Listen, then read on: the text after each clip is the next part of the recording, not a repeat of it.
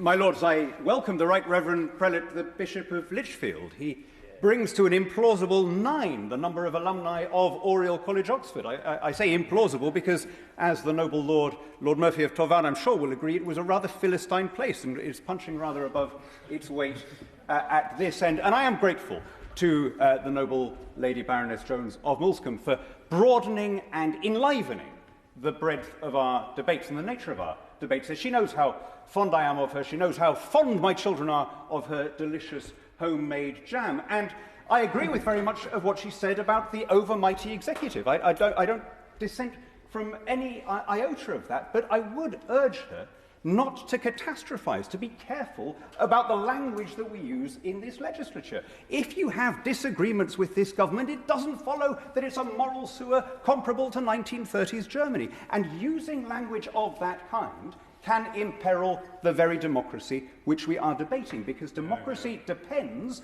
on a measure of self-restraint. It depends on losers being prepared to accept the outcome. It depends on winners being prepared not to take a winner-takes-all attitude. And it depends, above all, on treating the other side as opponents rather than enemies, accepting that people with whom we disagree might still have one or two useful things to tell us. And we have to give a lead.